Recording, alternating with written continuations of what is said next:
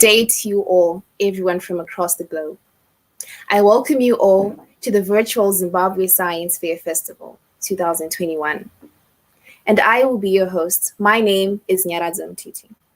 I've got some amazing stuff lined up for today, ranging from super fun and exciting educational activities, speeches and talks that will definitely inspire a lot of individuals who are watching right now. And also, we are going to be enlightened about organizations that are there to offer services that help and support a lot of people who are truly passionate about the things that they do and that they want to pursue in life. Now, first of all, we have a little video that has been prepared by Cyprin. Hope you enjoy.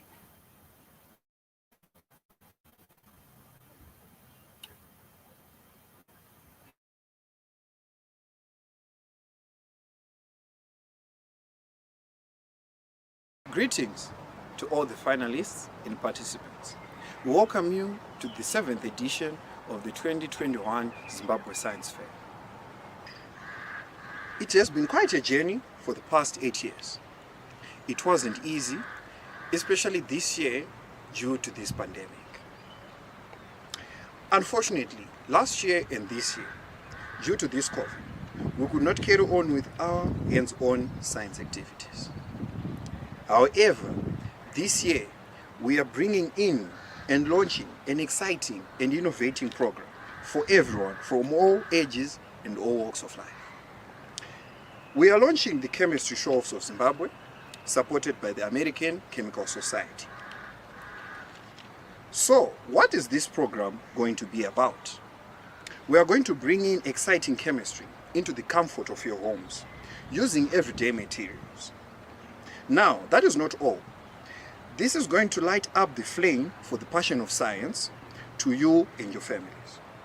For more details, please do visit our website, Zimbabwe Science Fair. My name is Cyprian. I'm signing out. Wishing you all the finalists the best. Thank you very much. Now, let me tell you something that I truly love about the Zimbabwe Science Fair organization. It never ceases to amaze me. Each and every year, it's always looking for things and ways to engage the public and the community so that they too can be a part of this wonderful event. And this year, they have launched the Chemistry ShowOffs Zimbabwe Challenge. Now, let me tell you what it's all about. This is an initiative which inspires a love for chemistry through hands-on fun activities, and people will be conducting these chemistry activities using everyday materials. Now, this challenge gives opportunities to children of all ages so that they can conduct these activities, and guess what? From their comfort of their own homes. Such a lovely thing, ladies and gentlemen. The feedback that we got was absolutely amazing. And now we're going to play a slideshow, which is a compilation of the feedback that we got from the students who participated in this student challenge. Enjoy.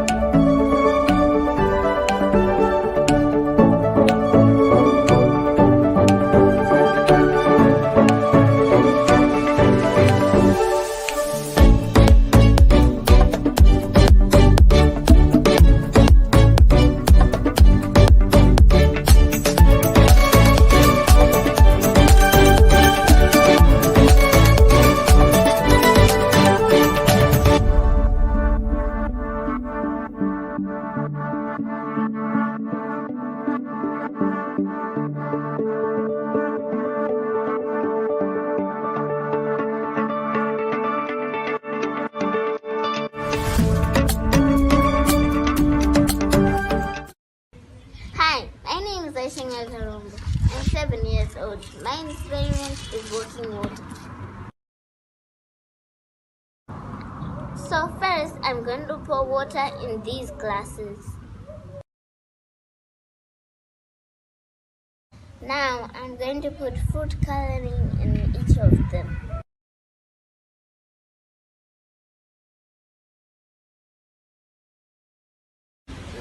sister helped me create these tissues. Now I'm going to put them in the cup.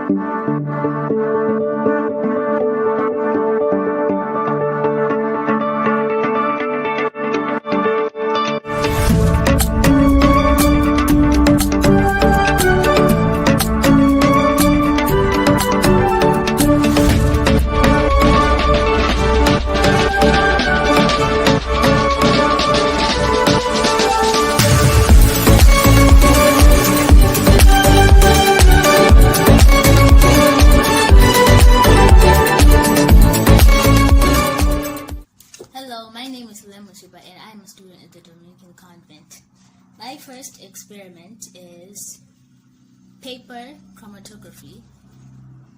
As you can all see, this color traveled and reached the top, but the other pigment was also left there because it was mostly attracted to the paper than to the solvent. And my second experiment is walking water. As you can see, I put different colors, well, same colors in here and a different color in here. These water are traveling. The water are different colors. This one traveled up to here, and this one's traveling up to here. And for the third and final experiment, there is boiling water. As you can see, there are no air bubbles in the syringe, but now I increase pressure by pulling the syringe 3 times. As you can now all see, there are bubbles in the water. The water now has bubbles. Anyway, thank you so much for this opportunity.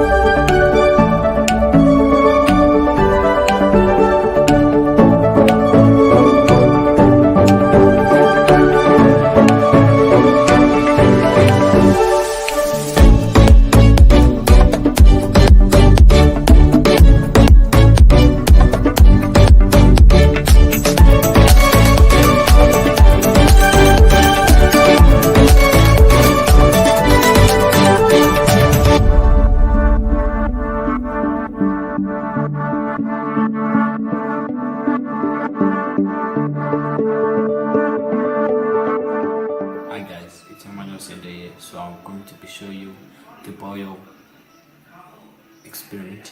So first, 1, 2, 3. Do you see, like, it forms like it's boiling, as you can see right here.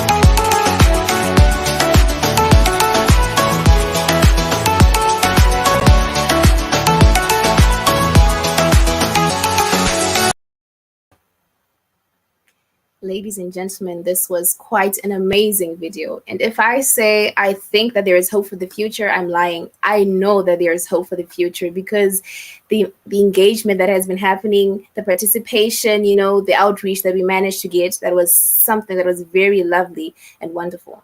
And now we're going to be moving on to the next item of today. We are going to be having a speech from Takunda Chazovachi. Now, if you're wondering who Takunda is, let me help you out. Takunda is a fifth-year PhD candidate in chemistry at the University of Michigan. His dissertation work in Professor Ayn McNeil's lab focuses on developing methods for valorizing and remediating post-consumer polymeric materials with tenacious backbones. Takunda is also the co-founder of the University of Michigan's Science, Engineering, and Technology Global Outreach, and also the president of the University of Michigan's Graduate Christian Fellowship. As a person from humble beginnings, Takunda is passionate about sparking enthusiasm for polymer science in underprivileged young minds through outreach programs. Takunda, it is lovely to meet you. It is lovely to have you right now. Yeah, thank you for a very kind introduction, Nyaradzo. Can you hear me? I hear you. Okay, thank you. Great. So I would just like to mention that it's a great honor to be part of this program, to be invited to speak. I see it as a very great privilege to come and see what these brilliant young minds are doing, seeing a lot of great experiments and all those things that I wished I had an opportunity to do. And I just think that this is just the beginning for most of you. You are going to do great things, and I'm very proud of you. So to start, I'm going to share my screen.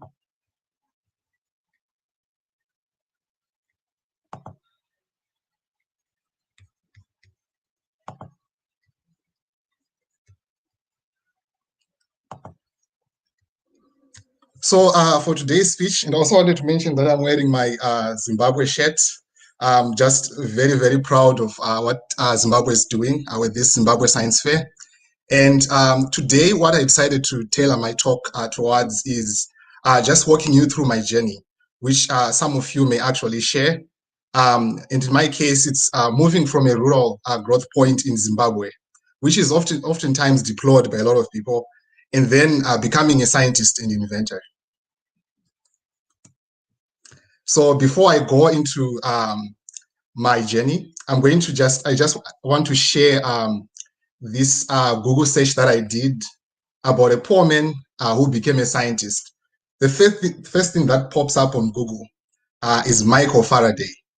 And there's this show that I watched on YouTube about Einstein's big ideas, where they were trying to figure out what was going on with the current flowing through the electric wires and things like that. And they were trying to figure out what is happening, where is the force coming from, right? The discovery of electromagnetism. And then Faraday was there, right? A person from humble beginnings. He wasn't a scientist there, he was just helping, he was just some kind of an assistant at that time. And then he made a suggestion, he said, perhaps the electrical force is emanating outwards from the wire.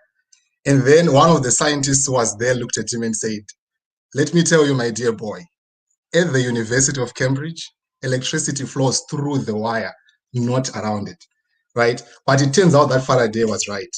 And for me, I think that humble beginnings, yes, sometimes it's a challenge, but it's also a superpower in some ways, right? It fosters humility, right? You know what it's like to not have. So when you see someone who's also struggling, you can empathize. And then there's creativity as well. Sometimes you have to figure out ways to survive. Sometimes you have to figure out ways to get by with little, right? And then there's also resilience. Whenever you face a new challenge, you are always asking yourself, could it be any worse? I've experienced something worse than this, right? So my story begins in the rural growth point in Zimbabwe called Charandura. So if you look at the Zimbabwean map, it's close to the Midlands region. The main cities that are close to the place where I grew up, there's Gweru, and then there's also Machingo. So Charandura, it's a very small growth point, and it's pretty remote. And most of the roads are just dust roads. So as a person with motion sickness, just traveling Sorry, on this road. Tagonda. Oh, Sorry. okay. Your screen is not showing. Oh, sorry. Yes. Okay, give me a second.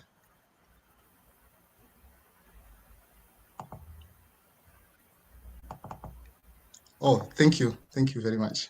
You're welcome. Can you see my screen now?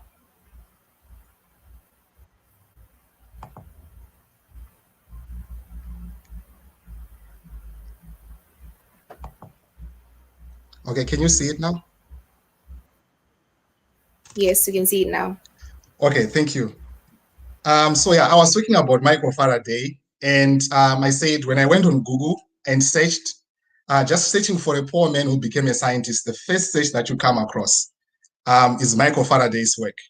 Michael Faraday was actually an assistant at that time. He wasn't a scientist. And becoming a scientist was a privilege for people who were wealthy. The examples of Isaac Newton, and you know them.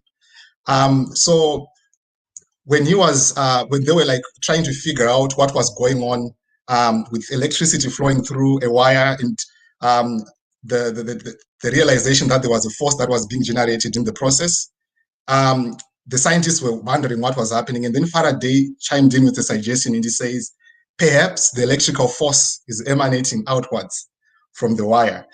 So there's a scientist there who then tried to kind of put him back at his level and said, let me tell you, my dear boy, at the University of Cambridge, electricity flows through the wire, not around it.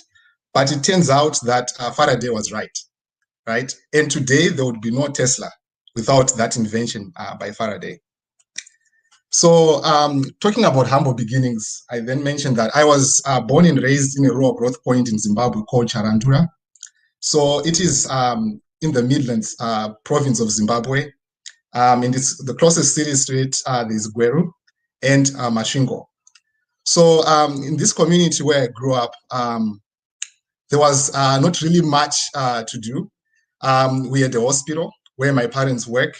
And then we have a few grocery stores where you can buy supplies. But if you want to buy more things and get more variety, you have to travel to Masvingo for that. And I also mentioned that there's this dust road that we used to travel with. And the fact that I had motion sickness made it just very difficult to bear the drives in this area. And as I was growing up, other kids would be playing with Legos and all these other toys. For me, I would be playing outside with the things that were available. And here there's a picture of me holding a goat. And I was just like trying to make the best of what I had around me. And then in my third grade, my parents decided to send me to boarding school at Gokomere High School.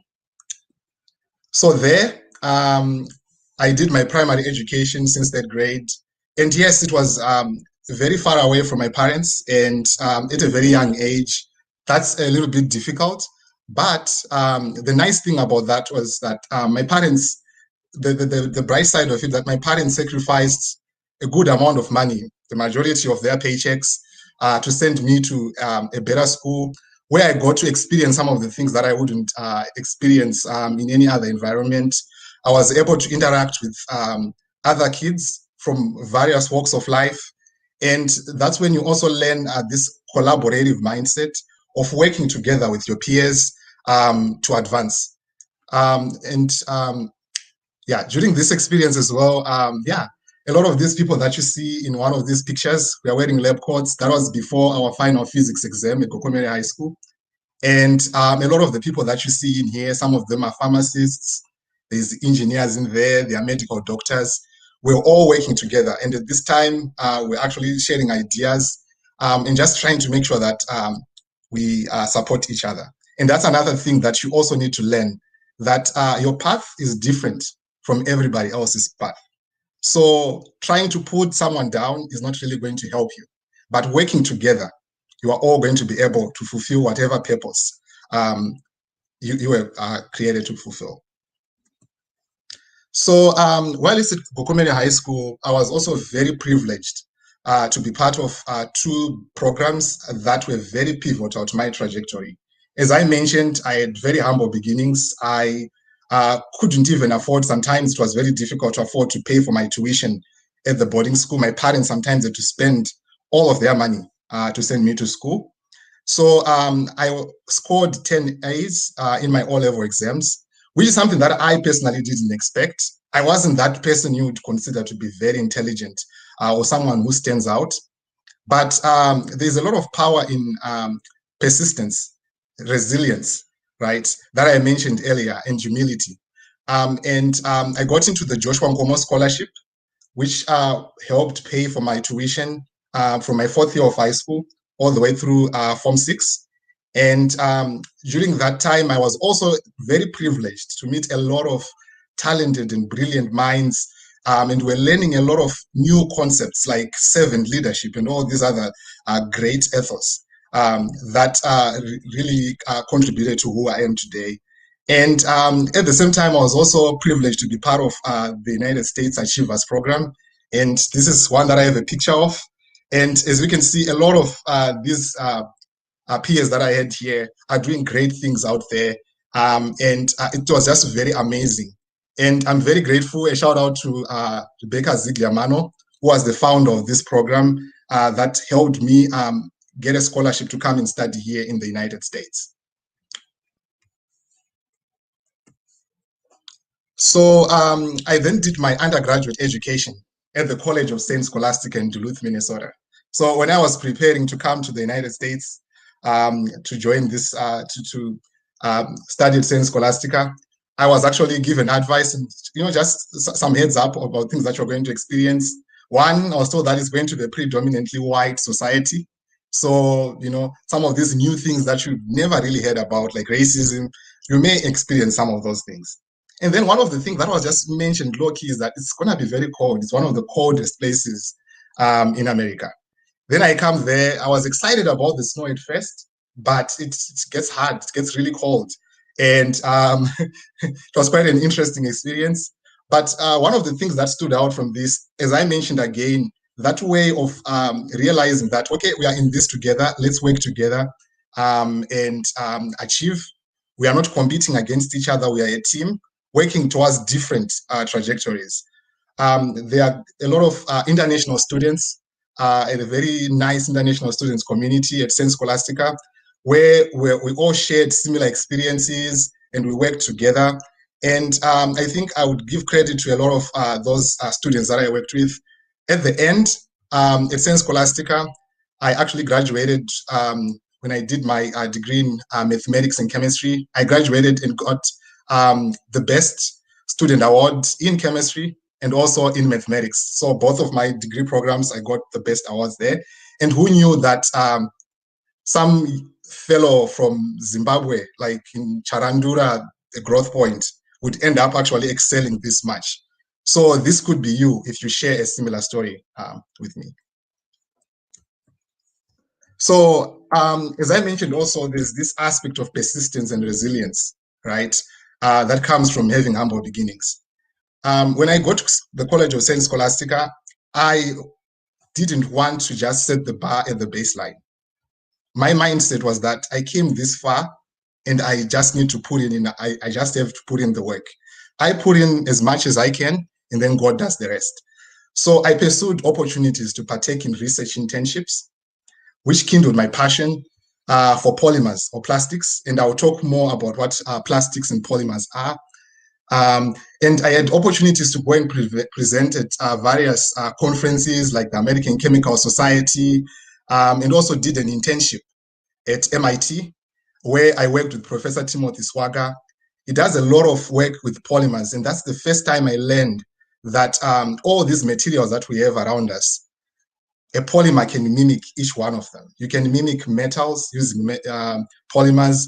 You can mimic almost anything using polymers. So that was a very an eye-opening experience and very pivotal to my trajectory.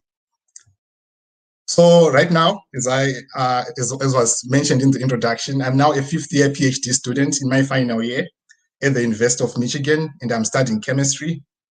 And at the University of Michigan, again, I had some I've been having some really great experiences.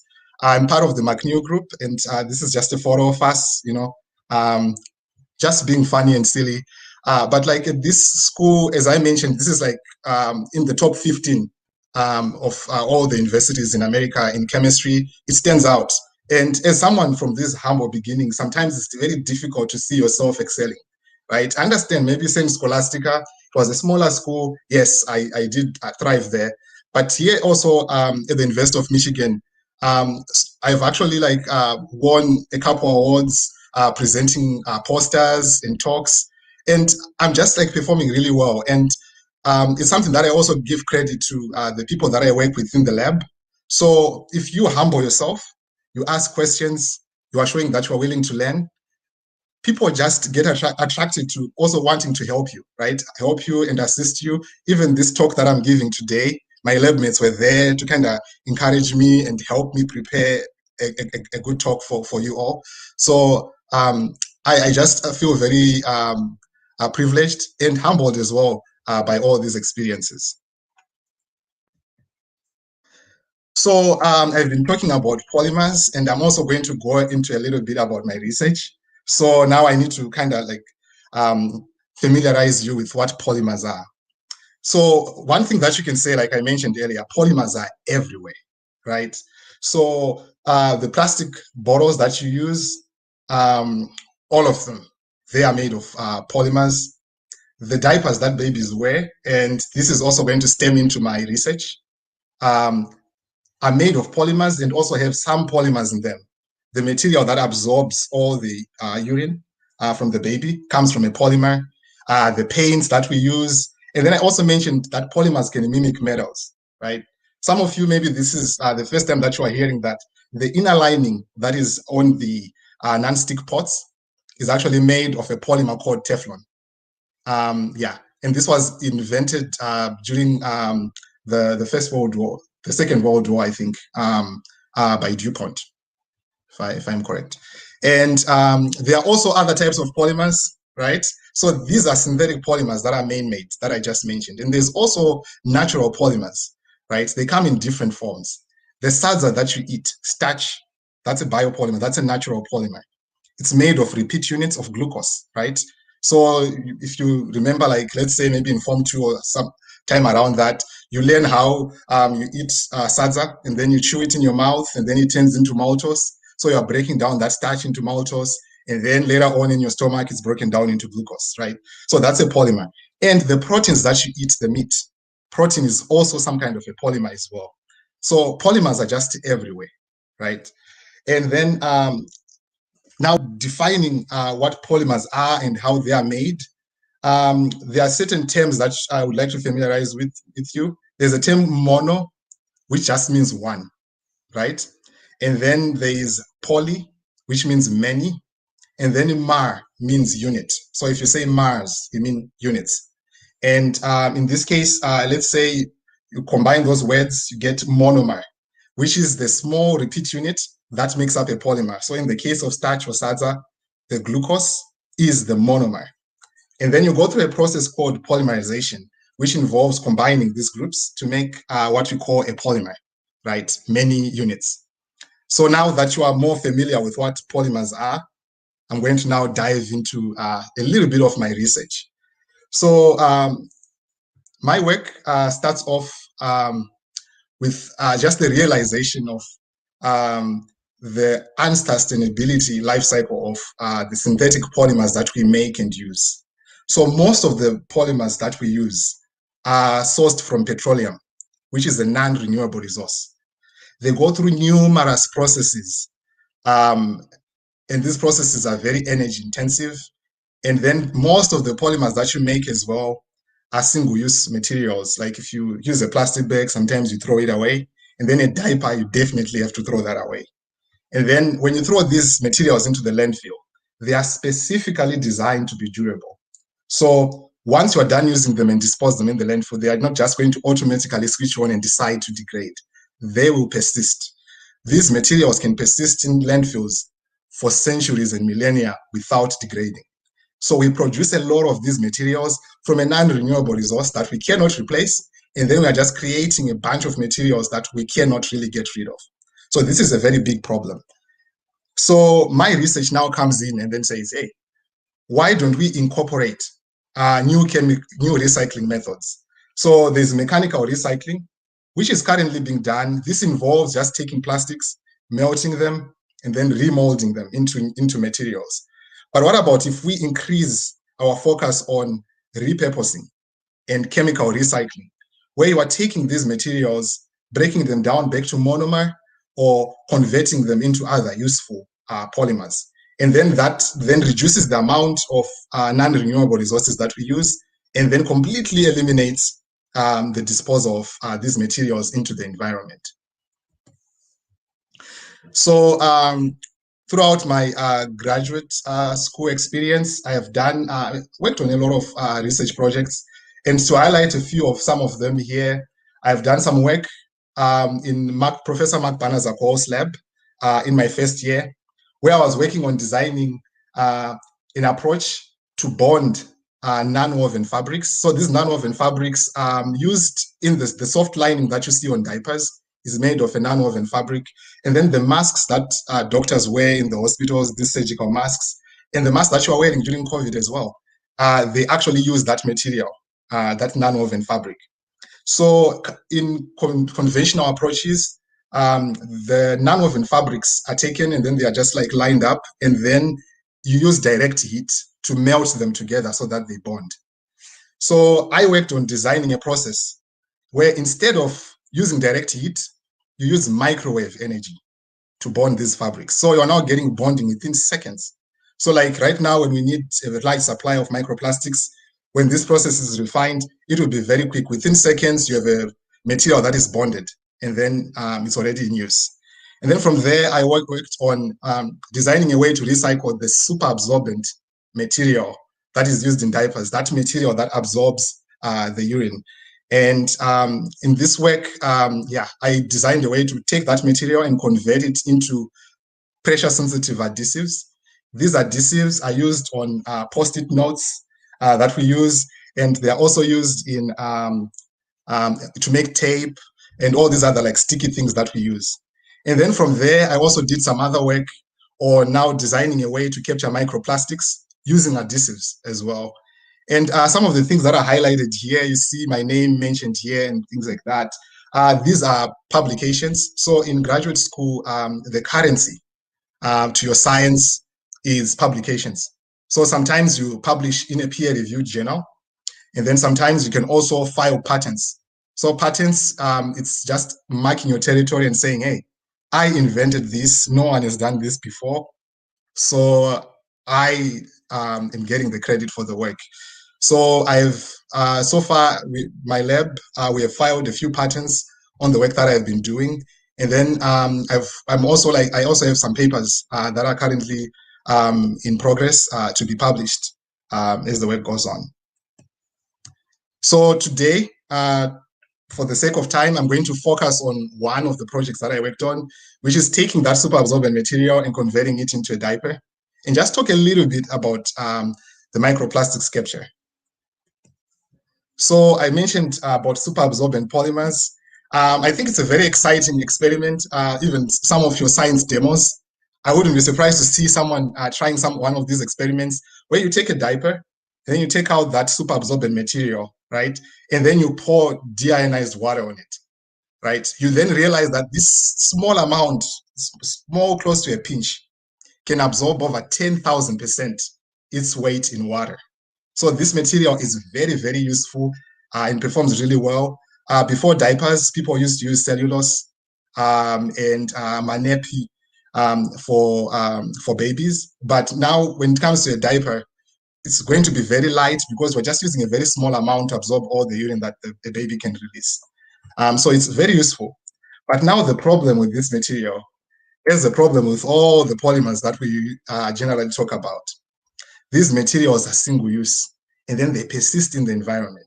In the United States alone, every year you produce about 20 billion diapers, and these are landfilled annually. They are landfilled annually, it's about 20 billion diapers. And this is just showing you a pictorial representation of how many diapers a baby uses in a year, right? Approximately 10 diapers a day. So thousands of diapers in their first year. And all this ending up in the landfill. So the question now, as a scientist, you're like, what is the solution? What do we do about this? So now this takes us to what I have been doing. So the first thing that you do as a scientist is you look in literature and you see what has been done. But sadly, most of the approaches that were used that involve thermal processes, these processes are not applicable to that superabsorbent polymer. So I had to step aside and think outside of the box. So that's what I was mentioning about humble beginnings and also creativity. You realize that, okay, this doesn't work, and you work with what you have. So I then stumbled upon this other interesting process called sonication, where you use this thing called an ultrasound horn. You immerse it into the solution with your polymer material, and then you're going to generate ultrasound. This ultrasound creates bubbles in the solution, very, very small bubbles, microscopic bubbles. And these bubbles start to grow in size. They get to a size where they are really big, right? And then there's this thing called bubble implosion, where they fall in. And when they do this, they are going to suck solvent and stretch the polymer chains. So picture a bowl of spaghetti noodles, and then you try to pull one out. It's probably going to break because it's entangled within the pot. That's the same with polymers. These are very small at the nanoscale, but they are chains. So they are entangled, and when you introduce a force like these cavitation bubbles, it's going to rupture and break apart. So this was something that I then started using. And after getting this, you now need to characterize and make sure that I started off with this very big polymer. Did it become small? And you can't really see polymers. So you have to use some other technique to look at that. And there's a technique that we use called gel permeation chromatography. But now the other challenge that I faced was that these materials do not dissolve in the instrument, in the solvents that work on the instrument that I was using. So that's where, again, thinking outside of the box is very important. You have people sponsoring you to do this research. They want results, and you need to produce results. Saying that it's not working is not an excuse. So there, I then decided to functionalize these polymers, as in convert them into a different polymer that will dissolve in the solvent. So in the process of doing that, I noticed that the material that I was making was just so sticky. It was just sticking on everything. And I was wondering, why is it so sticky? So initially, I was just so annoyed and just trying to figure out ways to make it stop sticking.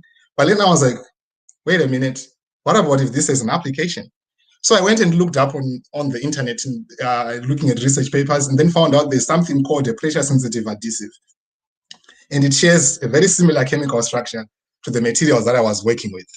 So that was a eureka moment right there. What about if I develop a way to make pressure-sensitive adhesives from diapers? So that takes us to this little schematic here, where you are looking at the left, where you have the petroleum-based process, where you are just starting from petroleum and you are going through various processes that I'm not going to show here. But if you are curious, I'm willing to talk about them. But for the sake of time, you go through numerous processes to convert petroleum into a monomer that you polymerize to make these pressure-sensitive adhesives.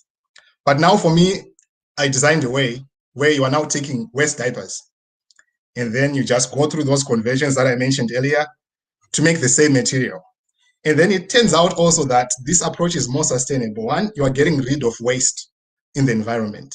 And two, it turns out to be less energy intensive, because you already have a polymer, you just need to break it down and make it what you need to make it into, right? So this actually, based on our calculations at the moment, it actually shows that this pathway that we are using is actually much cheaper than using petroleum.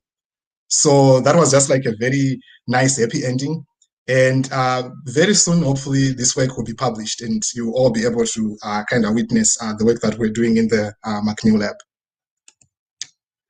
So another thing that I want to kind of close off with is the work that I did with a high school student. His name is Edwin Zishiri. So the other thing that is pretty amazing about the diaspora is that when there's a Zimbabwean in town, you always know. You always find out. So there's Edwin and Francina. They were both medical doctors in Zimbabwe, and then they came here to the US. They are working here. And their son was also very curious about science and, very excited, as most of you are. And his parents just approached me and said, can you take Edwin into the lab so that he can just observe and see what's happening and just get an exposure to science? So Edwin came in the lab, and then he saw one of my lab mates working, and it was Matthew Hennigan. He was working with some samples, and he was showing some color changes, and then Edwin just got excited right away. And then he said, Takunda, if you just let me come, just set a foot into this lab, I'll do anything, even if you just want me to sweep the lab, I'll do it. So that's the enthusiasm that I see in a lot of you. And I just think that that great spark needs to be fostered. And I thank the Science Fair for doing that. So when Edwin came into the lab, I gave him a task. So his task was to figure out a way to recycle car tires. Because these car tires, when you use them and the threading gets eroded, you just dump them in the landfill and they will persist for centuries. That tire is not going anywhere. So there are some companies like Lehigh Technologies that have designed ways to use cryogenic milling to break down these materials into fine powder that can be used for various applications. But this is also problematic. These very tiny fibers, where are they going to end up, right?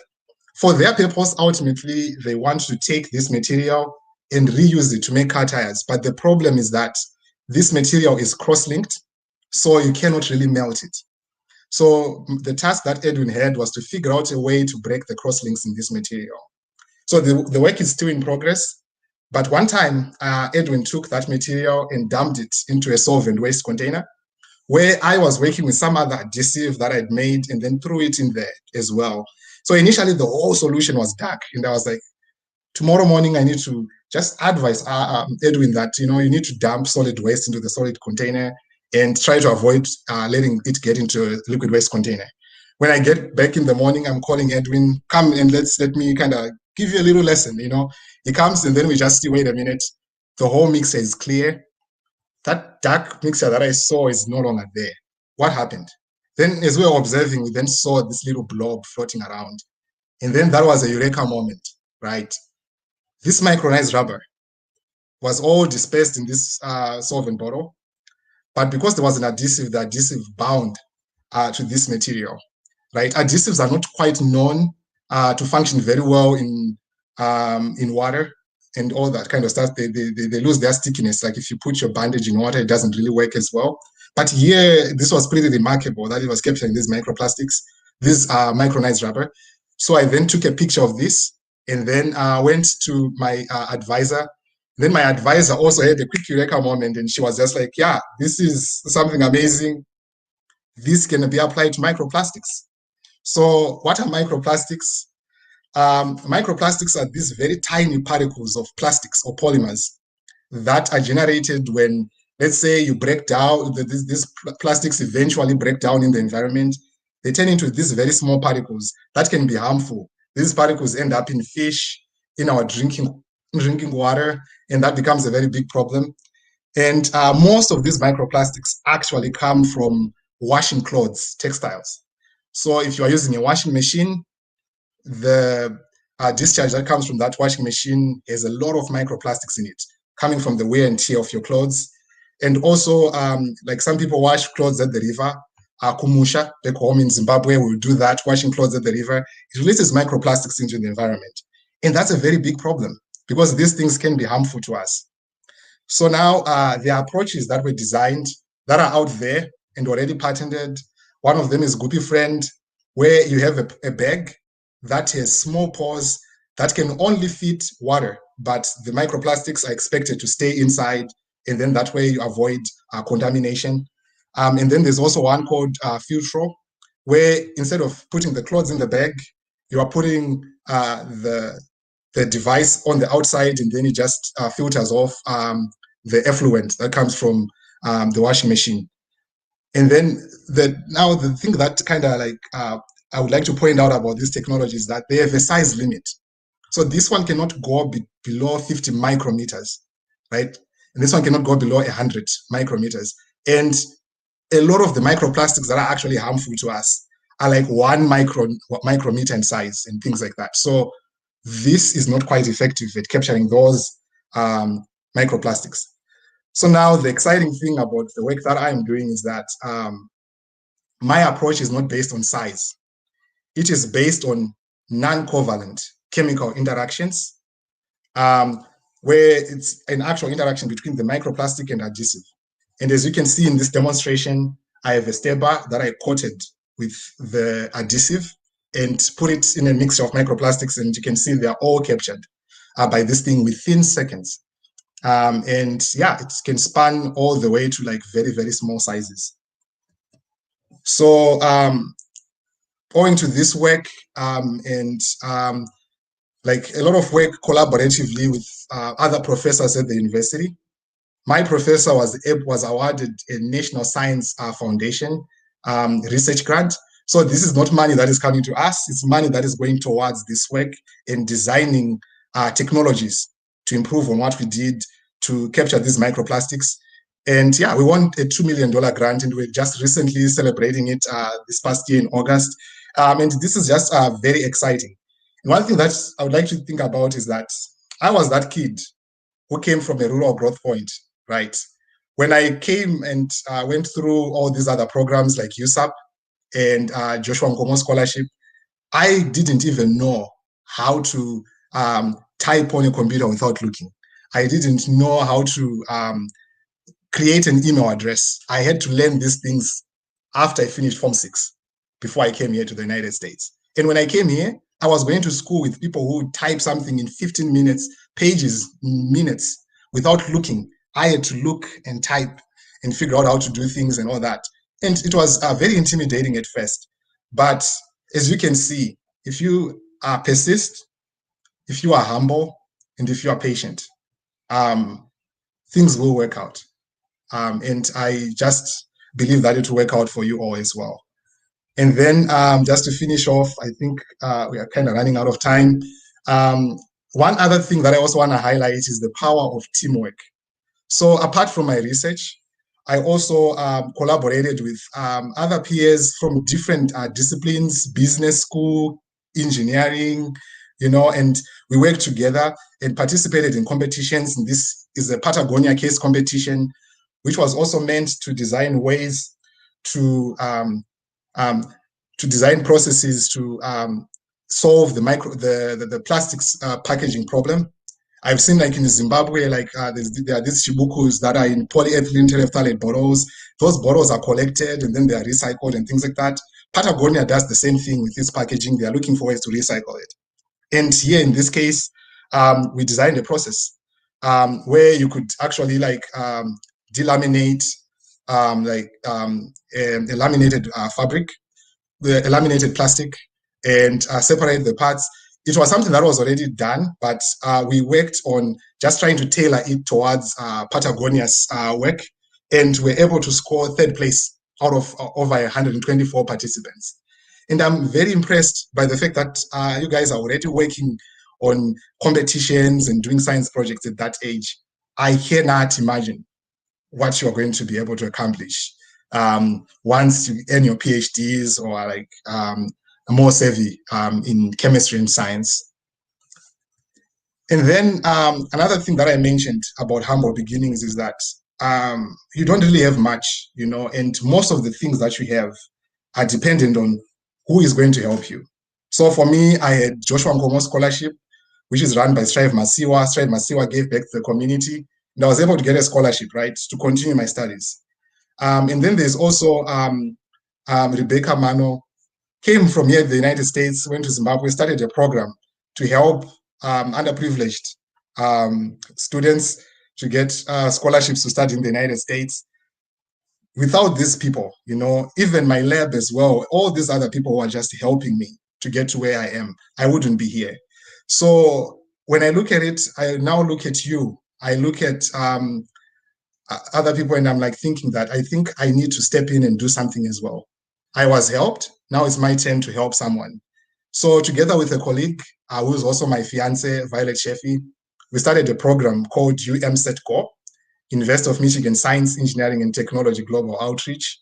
At the moment, we're not able to secure any funds to work on this, but we were using our own money to do this. So before COVID hit, we were able to travel to Zimbabwe, and with the little that we had, we visited 3 schools. We visited Kyle College, Hammer High School, which is right in my neighborhood, and also Gokomere High School, where I did my schooling.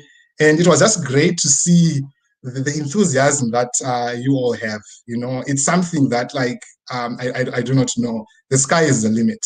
All you just need is a little help to get somewhere, and then just excel. So we started this program, and we hope to continue. We hope to continue and just push it along, and and help as many people as we can, and also encourage them.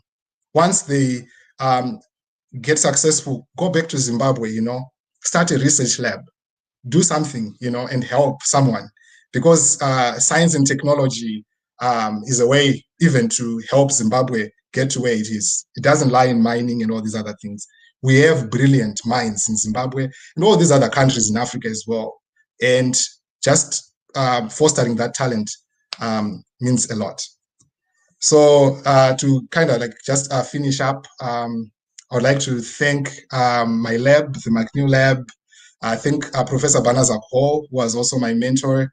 And also thank the MASH Lab, where I also got a lot of mentoring from Edwin Zishiri, my mentee, and our collaborators. And also my sponsors, Procter & Gamble and NSF, who are funding the work. And just if you want to follow me on Twitter, here is my Twitter handle. And then we also started a center for the microplastics project. And this is our Twitter handle for that, if you want to connect with us. Thank you very much. I ended up taking a lot of time, but I just can't help it. I'm so excited to be here, and I can open the floor to questions. Thank you.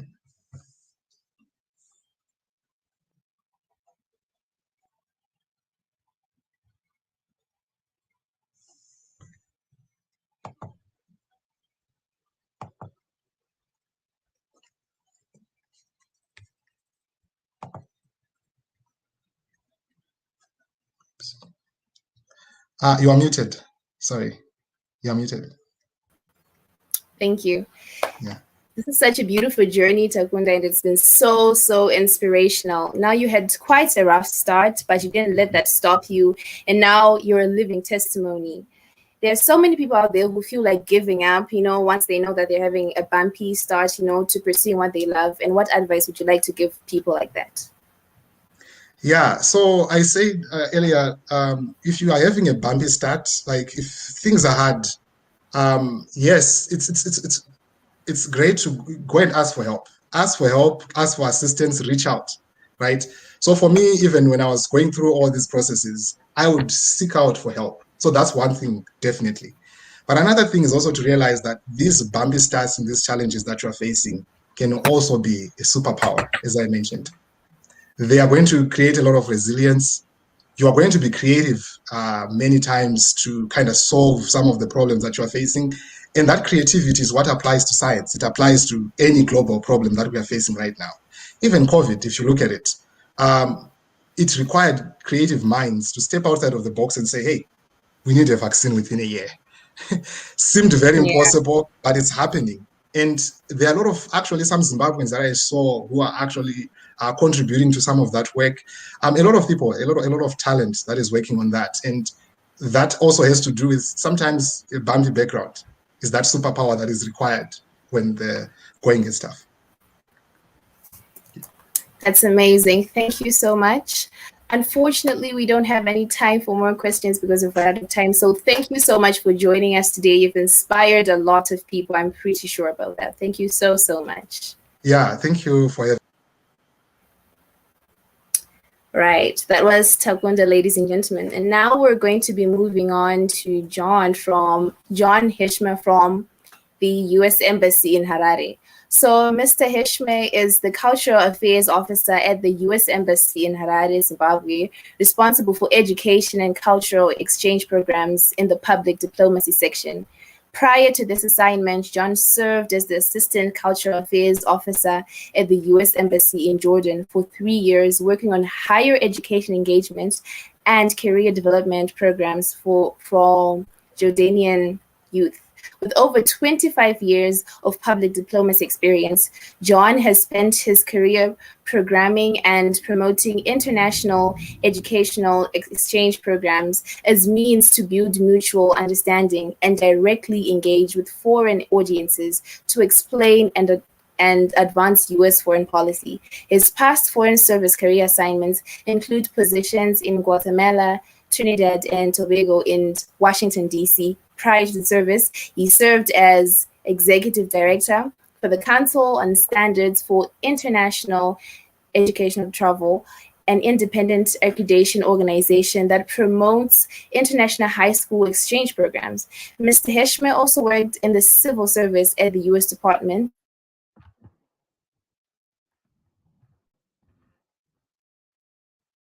International Affairs. He has an MA from the Johns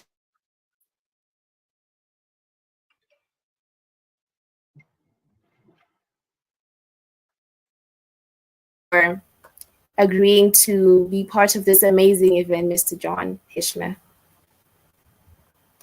Thank you. Thank you for the introduction and for the program today. First off, I just want to congratulate the organizers of the conference, in particular Knowledge Chakundi, for this remarkable gathering and inspiring presentations so far. I've been sitting in for about an hour on these presentations, and I'm truly inspired. I'm not a scientist, but I feel like I want to become one after listening to all of you.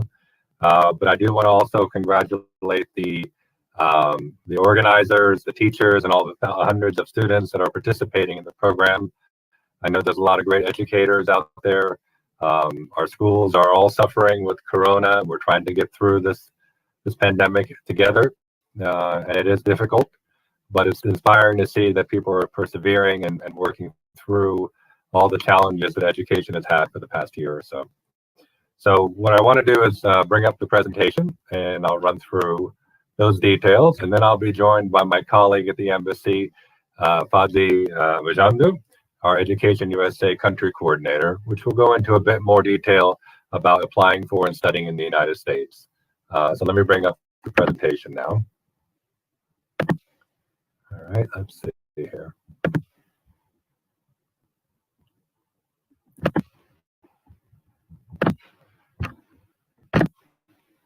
Okay, so the title of the presentation is Never Too Young to Be a Researcher. I'm going to go through some of the examples from U.S. higher education and the U.S. education programs to highlight science education in the United States, and talk a bit about some advice on how to start being a researcher at a young age in general. So let me go from there. So on the importance of science and research and science fairs, I borrowed this this quote from an American scientist that's a fellow at the National Geographic Society, Professor Katie Croft Bell, who said, as children, one of the first questions we ask is why? Because we're trying to understand the world. Why is the sky blue? That same why drives science, because as adults, we are still trying to understand the world, though on a deeper level, and how we can make a difference and make the world a better place. And so I think that's the fundamental reasoning through the science education and most scientists in the world. And so in the United States, high school science fairs are also an important forum for students to explore, like this one, and what they've learned in science and technology and math and engineering, while competing with their peers and flexing their creativity. Science fairs help students apply what they've learned in STEM subjects in innovative ways. And this is where students start their own curiosity. They start there, and in some cases, figure out how to tackle pressing problems in society. So I think we would all agree that this is both a complicated but yet a great time for science, with all the discoveries. Takunda mentioned earlier the work that's being done on vaccines. Just last week, the NASA Mars Perseverance rover landed on Mars. I don't know how many of you have had the chance to look at the video, but it's remarkable.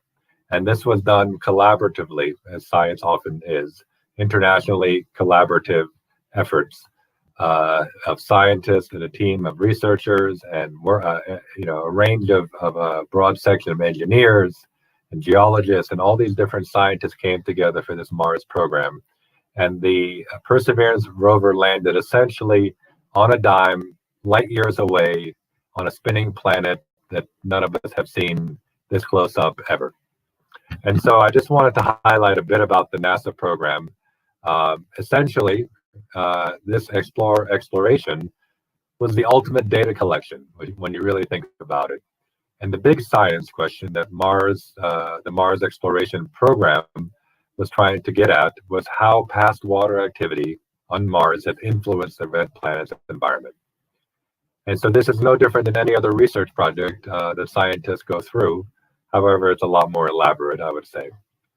While there's no liquid water on the surface of Mars today, the record of past water activity on Mars can be found in the rocks and minerals and geologic landforms, particularly in those that can only be formed in the presence of water. And that's why the rovers are especially equipped with tools to study a diverse collection of rocks and soils that may hold clues to the past water activity on Mars. And so the rover's unique contribution in the pursuit of overall Mars science strategy is to follow the water. Understanding the history of water on Mars is important to meeting the 4 science goals of NASA's long-term Mars exploration program. And so briefly, I'll go into that, but the science goal number 1 was to determine whether life ever arose on Mars. And science goal number 2 was to characterize the climate of Mars. These are all pictures from past explorers and photography done by these spacecraft. Number 3 was to characterize the geology of Mars. And number 4, I think it might be the most exciting, and of course this is not a real picture, but to prepare for eventual human exploration of the planet. And so back to the main theme of being young scientists and young researchers, the U.S. education system has a culture of research, a culture of scientific research embedded, both with the high school and secondary school communities, but also with the higher education programs that was expertly exemplified by Takunda in the previous presentation. And so just recently, last year, Time magazine had a competition, and they did their Kid of the Year, as they call it.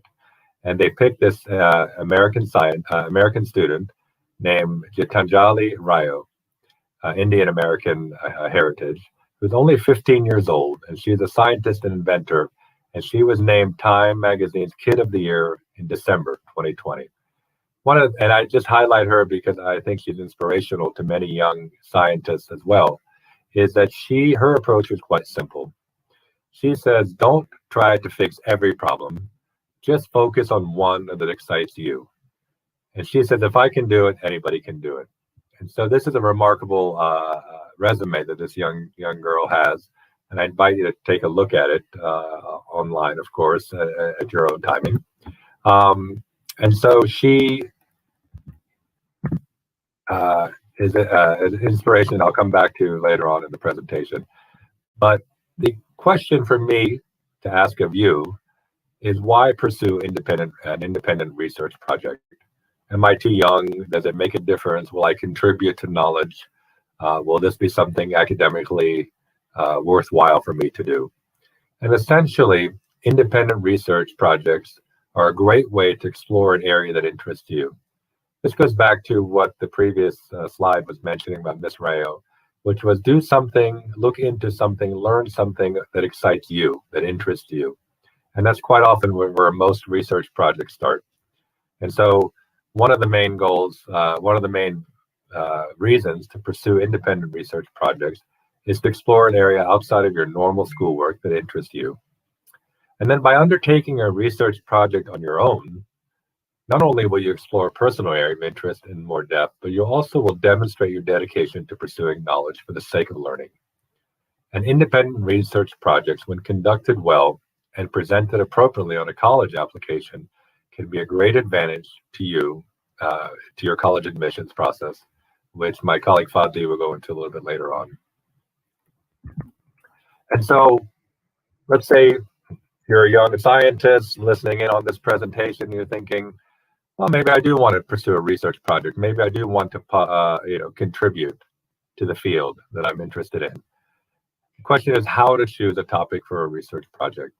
And I'm borrowing from this blog post here that is listed below as a source that talks about how to prepare yourself as a young researcher. And it said, if you're interested in pursuing a research project, you probably already have a topic in mind. You have an interest, you have an area of specialty. In fact, the desire to conduct a research project usually stems from an existing interest, not just from an idea to conduct a research project on a vague or undetermined, subject area. And so you should aim to narrow your research project to something that has some academic relevance. Perhaps it's related to your existing coursework at school. Maybe it reflects your hope to pursue in the future, either academically or professionally. And in looking at research projects, we also recommend that you try to fine-tune your project enough that you can easily explain the driving force behind it and its relevance to your future career path. This is a thread throughout most of these slides, is how to communicate your interest. Great scientists are also great communicators. And so as you fine-tune your project, think through how you would relay it. You might have heard the expression, the elevator speech, something you can relay to somebody in the ride of an elevator, usually under 2 or 3 minutes. So here are the basic steps for undertaking a research project. And I realize they're not the same in every country or every academic setting, but there are some basic components to think about. So first thing is first, find a mentor or advisor. Quite often this is a teacher at school, but you need someone to help you guide and advise your work. So finding a willing and able mentor should be one of your first steps after you decide what you want to research. Often this is somebody with expertise in the subject area you wish to pursue, like a teacher at your school, or maybe somebody in your community that's connected to the industry or sector that you want to study. And if it's not possible, you can certainly find a mentor somewhere else, maybe even remotely or online. With Corona and the COVID-19 pandemic, more and more scientists and researchers are available online, and some have time because they're not traveling as much.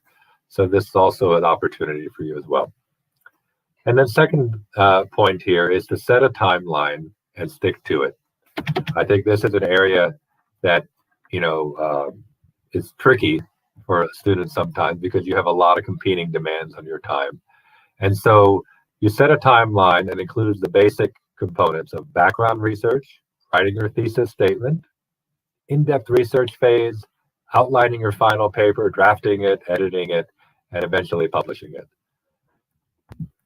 So the actual research to be conducted is a bit more complicated when you're in secondary school or as young scientists, right? So you can use your school library, local library, sometimes even the colleges and universities would avail libraries to younger students. You never know, as Takunda was saying, when you get to know people and you're humble and you ask questions and you're earnest about what you want to learn, sometimes just asking, you'd be surprised what students and teachers and other academics will be willing to do to help out.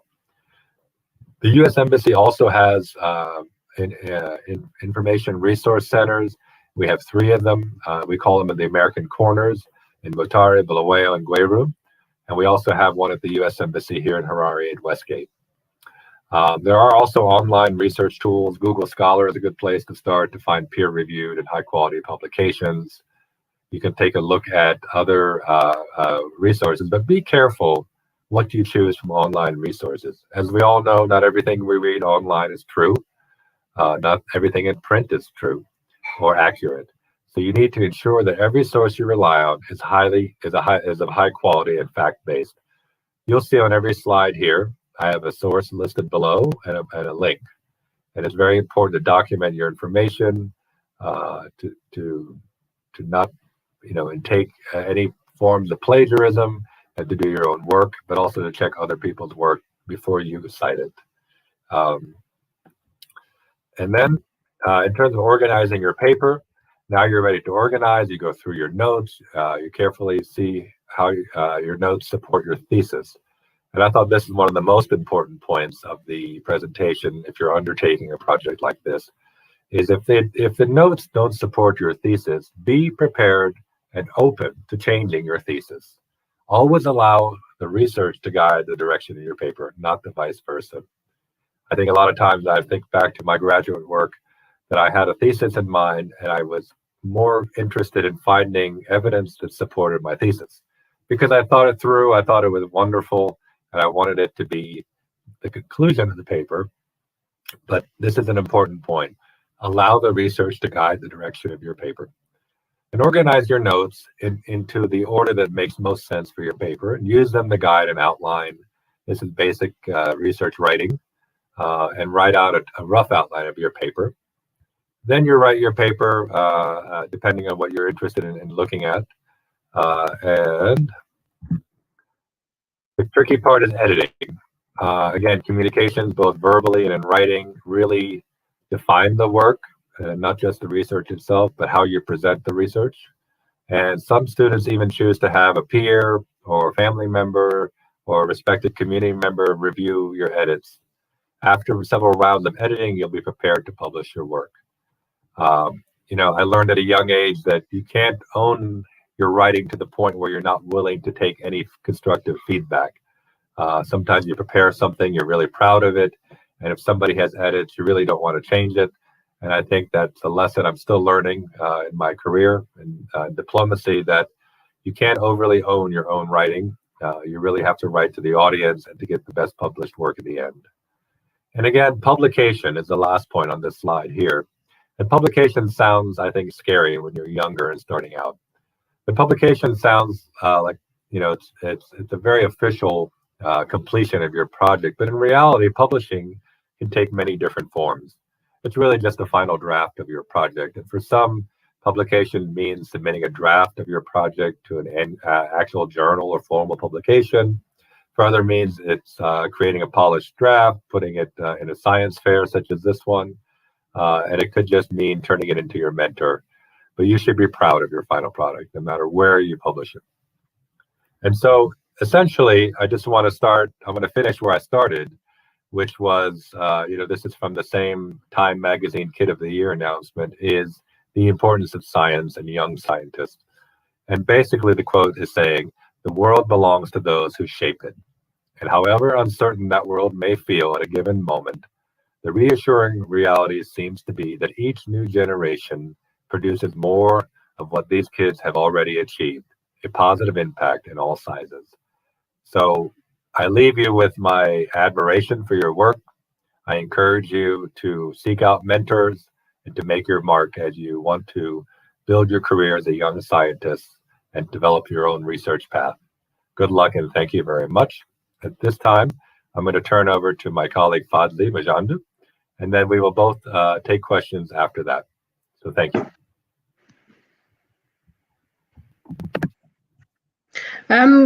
Good evening, everyone.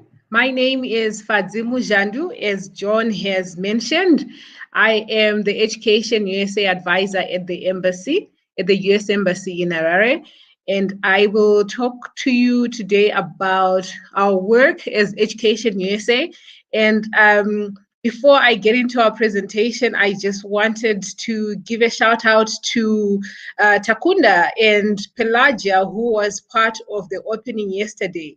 Pelagia, I had the privilege of working with Pelagia under one of our programs. And to say she is an amazing human being is an understatement. And through our work, we are privileged to work with amazing people like Takunda and Pelagia. And I would like to invite those who are listening today to know that we are an open space and we welcome anyone who has potential, and we will guide you throughout the application process. Today, my presentation will not get into the application process per se, but it will talk about what we can give in the form of services. So if you just give me a second to share my screen, I'll walk you through our services. Okay. Oopsie.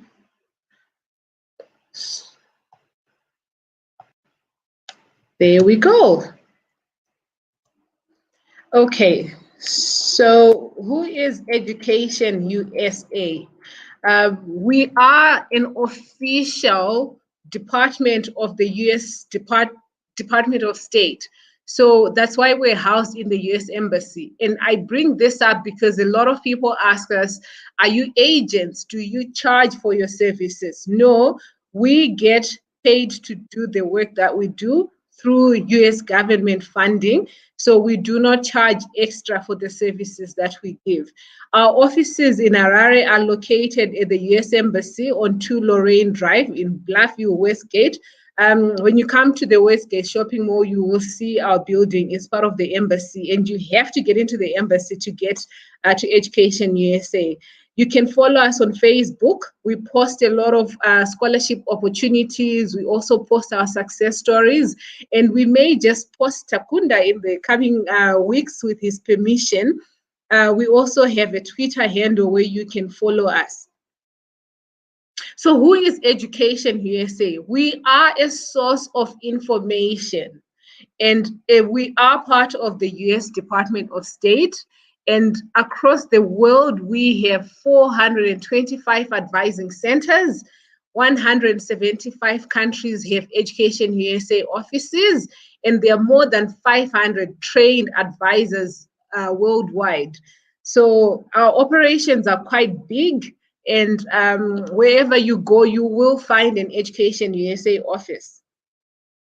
So what does Education USA do? We promote US higher education to students around the world by offering information, and we say we give accurate information.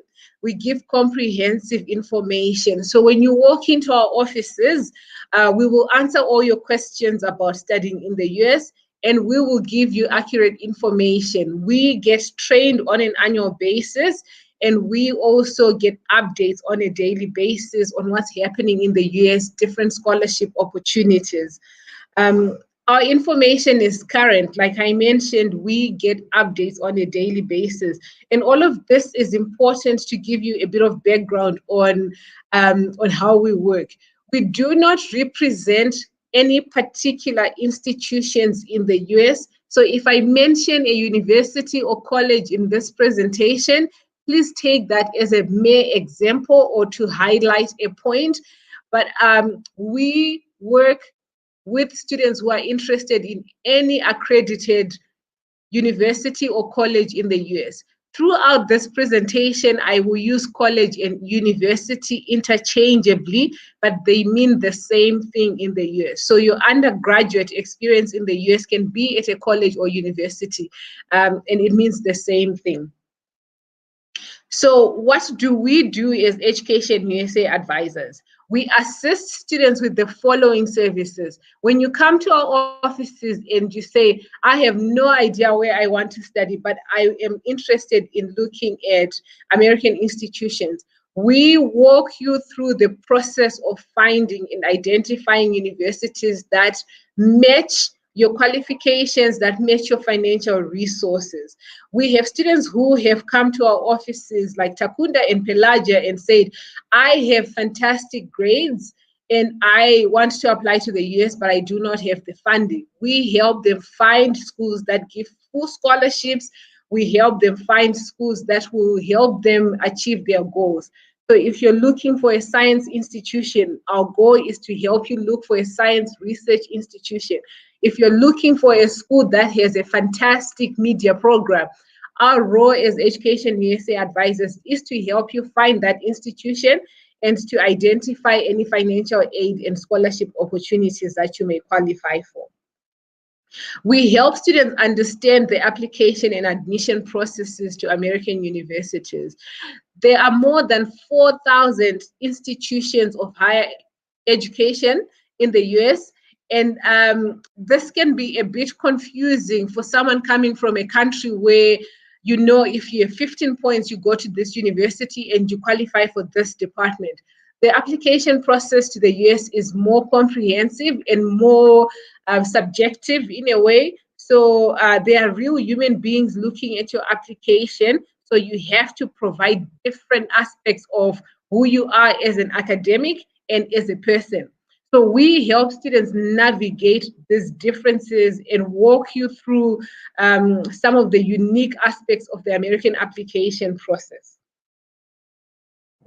So once we've worked with the student on researching universities, identifying scholarship opportunities, and going through the application process, we also work with students on navigating the visa process. We do not have any advantage in the student visa application as Education USA, but our process of helping you research and helping you apply to schools will ultimately help you with the student visa application. We organized workshops with the consular section who will give you information on what is a student visa, how do you retain a student visa once you're in the US. The one thing that we also do for students is once you've been accepted and you are ready to go with your visa, we do something called a pre-departure orientation. This is where we bring people like Takunda and Pelagia to help you prepare for your new life in America, for the academic culture in America, for the diversity in the US. So we covered these topics because when we work with students, we want them to be ready to navigate the transition to American universities. We respond to inquiries of students, their families, and local institutions. Whatever question you have, you can come to us with it, and we will try to address it as truthfully and comprehensively as we can. And we also offer a wide range of in-person and virtual services.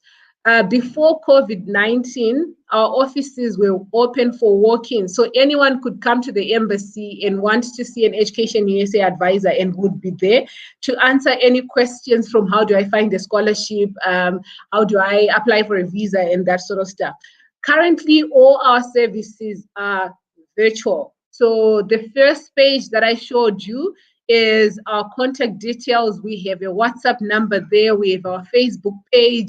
We have an email address there.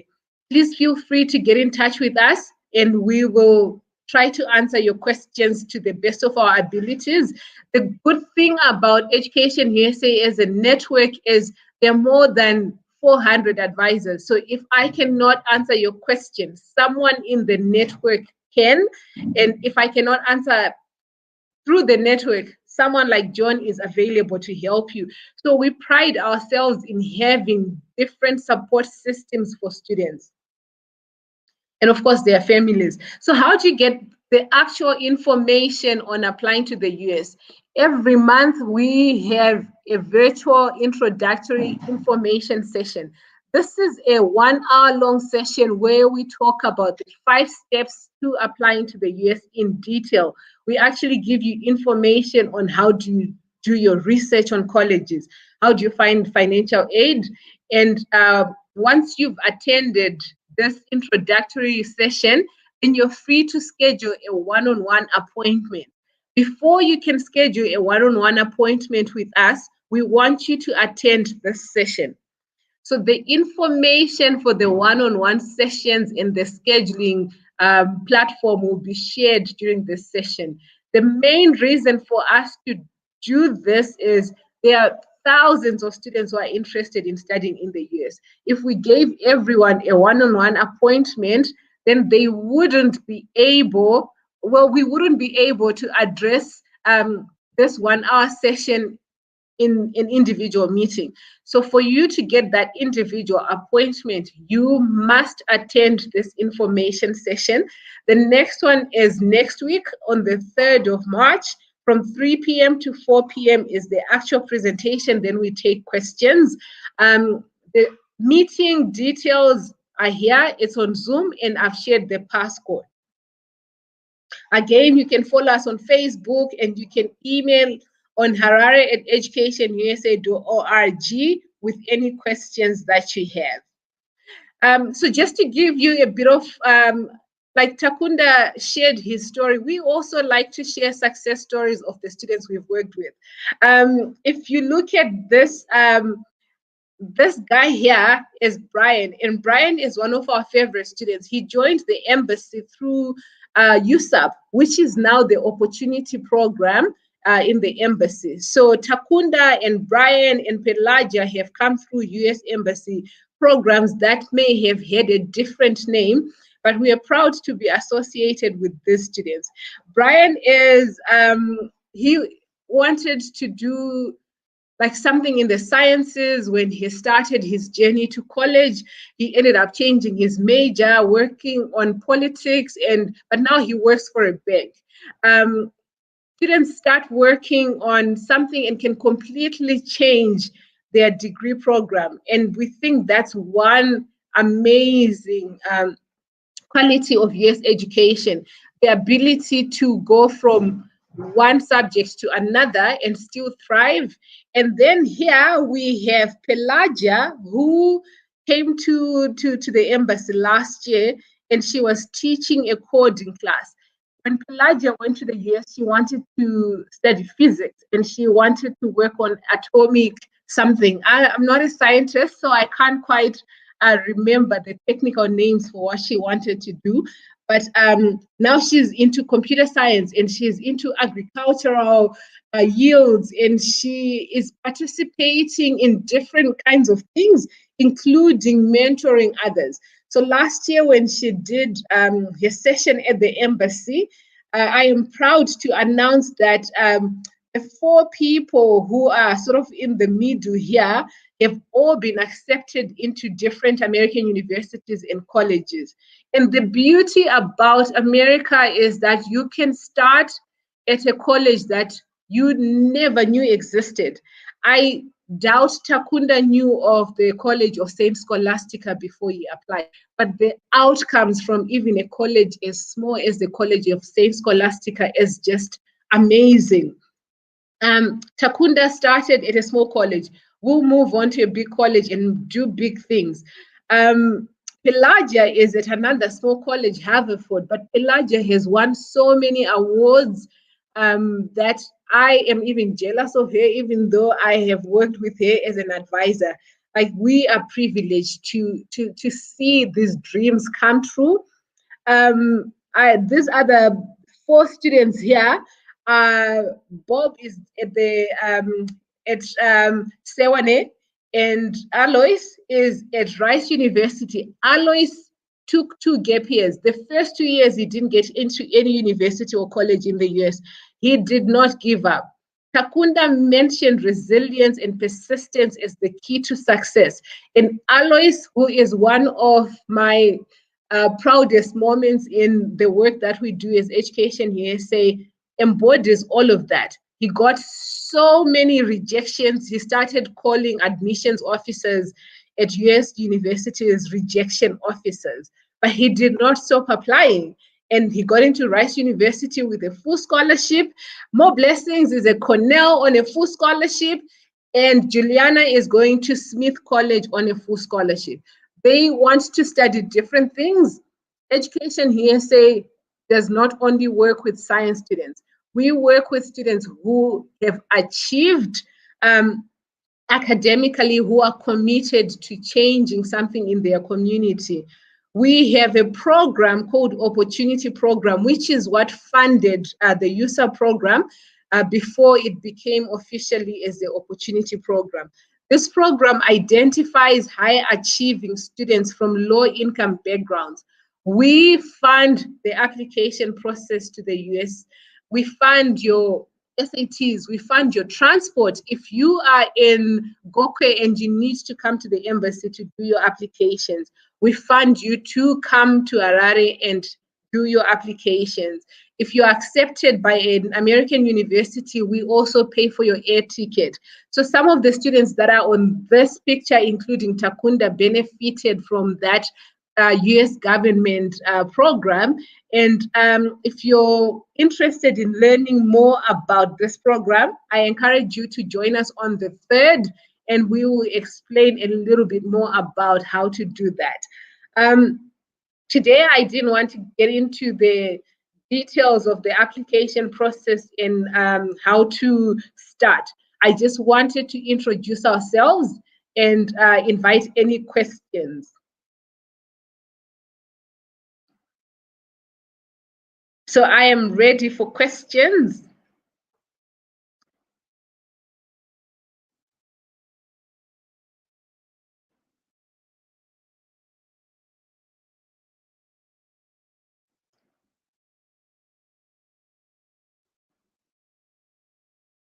Ooh.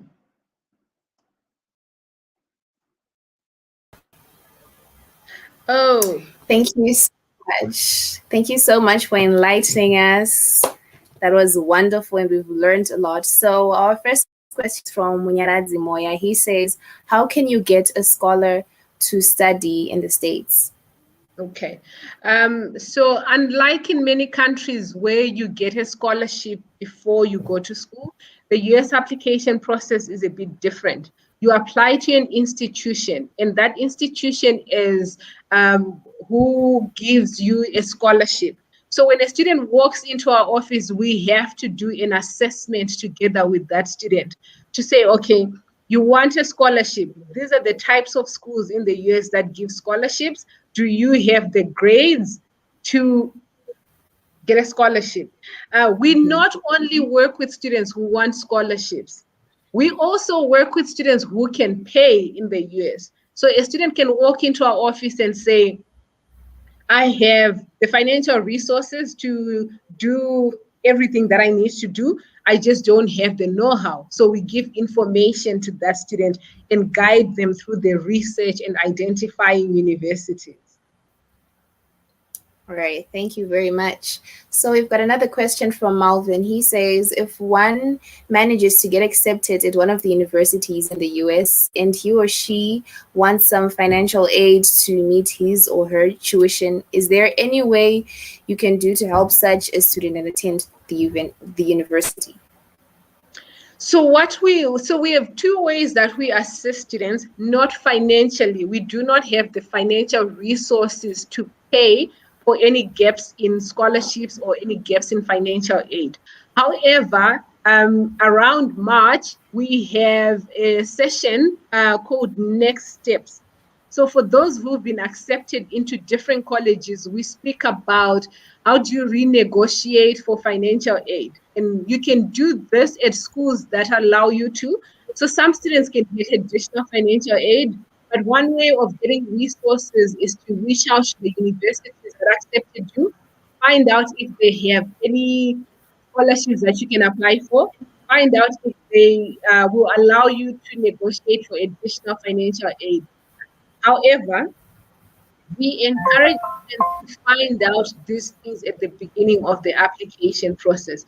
And that's where we as Education USA advisors come in. We help you avoid a situation where you get accepted and not have the resources.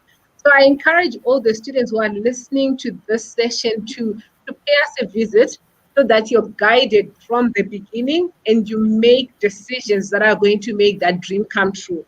There's nothing as frustrating as a student getting accepted into 20 schools and not getting funded by any of them. And then that's a dream almost realized, but not realized. Like you've got into college, but you can't go because there are no financial resources. All right, thank you very much. I've got a question myself. So, like, what can one do to improve their chances of getting accepted into great universities in USA? And what qualities do most American universities look for in students? Okay, so the application process to American universities is comprehensive, particularly the types of schools that you just mentioned, like highly competitive universities, great universities, like you said. The process is comprehensive. It does not depend on one single aspect of your academic experience. It's not just the SAT exams. It's not just your O-level results. So they look at your performance from Form 1 to 6, because you're not defined by just one exam. You're defined by how good of a student you've been throughout your high school career. You are also not judged on the type of exam you take. A lot of students ask me, is it better to take ZimSec or is it better to take Cambridge? You have to do well in the exam that you take, whether it's Cambridge or as ZimSec. What's more important is to do well where you are. If American universities only took Cambridge, someone like Takunda would not have gone to the US. Someone like Pelagia would not have gone to the US. But the most important thing is to do well where you are and to do well within the context that you're in. So when they look at your application, they also look at what sort of school did you go to? What sort of resources did you have to get to where you are? So when American admissions officers look at your grades, an A is not an A for everybody. Someone got an A under extremely difficult circumstances, and someone got an A with lots of mentorship, lots of resources. Those two A's are not the same. So your application is reviewed comprehensively. And I always tell students that whether it's your transcript that shows your results from Form 1 to 6, whether it's your O-levels, your SATs, your essays, your school profile, all of those things build an application. So you need to be a well-rounded student who is engaged in different activities. So being part of a science club, being part of a community service, these are not just, you have to do this, but do something. Be passionate about something, be engaged, just love being alive, and be excitable. Scholarships are investments. You don't get a scholarship because you're a poor student from Africa.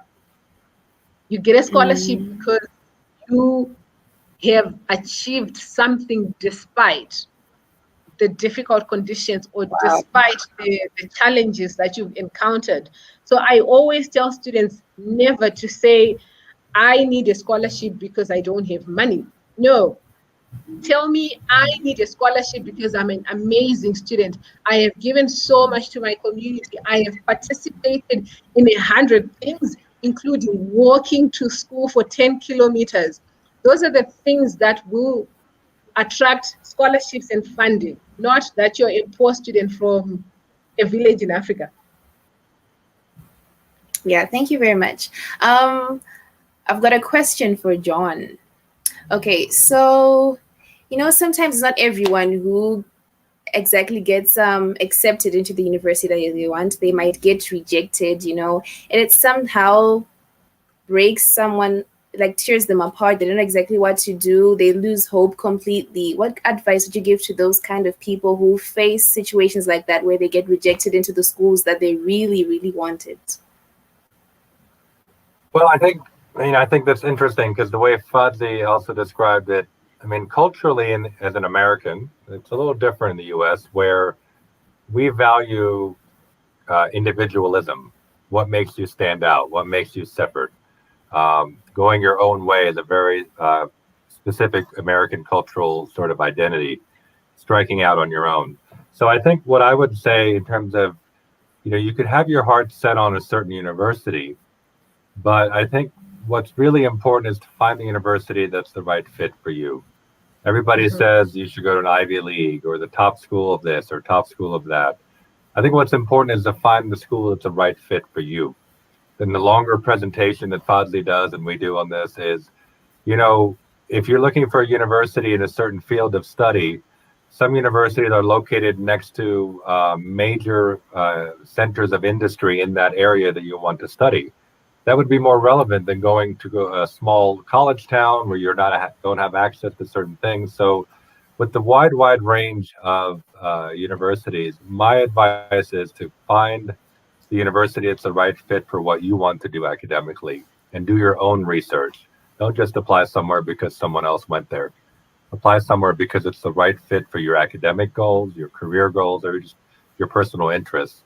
And usually that helps, because I think people don't put out a wide enough net that they sometimes can be disappointed. But I think, you know, if you choose wisely and you put out a wide net and try to find the right fit for yourself, you'll be successful. And Nyaradzo, just to add to that question, you guys are what, 17, 18? It's, if you don't get into the school of your dreams, it's just a detour in your what would be a long life. I am old enough to that I should know what I want to do with my life, but I'm still finding things that I'm passionate about, and I'm pursuing different interests. So if you're disappointed today, it doesn't mean your life ends. It just means you need to find another route to get to where you need to be. If we had time, I would tell you stories of so many Zimbabweans who did not get into their first choice schools, but ended up doing amazing things, or ended up exactly where they wanted to be in the first place, just took a different route to where they needed to be. And don't be so obsessed by the names. Like in this session, we've learned about the College of Saint Scholastica, which 99% of Zimbabweans would not know. But look at where Takunda started and where he is now. Same thing with Pelagia, same thing with Brian. You don't have to start at a big university to succeed in the US. For some students, like John said, a smaller college is actually better, where you're going to thrive, where you're going to be closer to what you want to achieve. So look at, define your ideal college in your head, then look at the colleges that fit that definition. Don't look at the name and try to mold yourself to fit a university.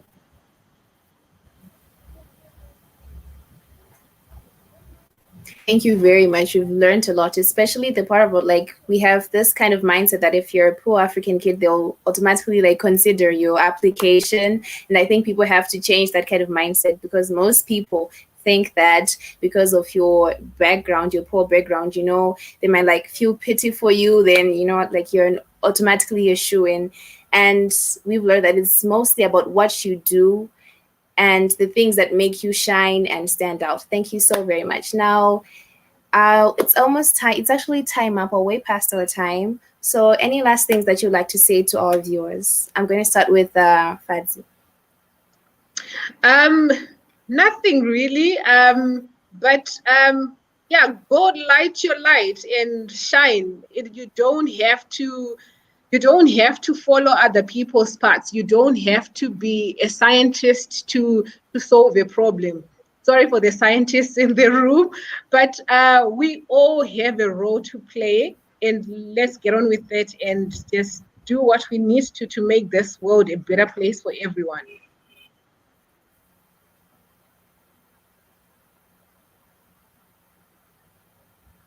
All right, we've got another question. So Nyaradzo says, you mentioned something about a virtual meeting kind of thing on Zoom. Where will you be literally explaining everything? Can we get the links? I'll send, I can share my screen whilst we move to John, so that people can take the details again. I don't know if we can do that. Me share while someone else is speaking.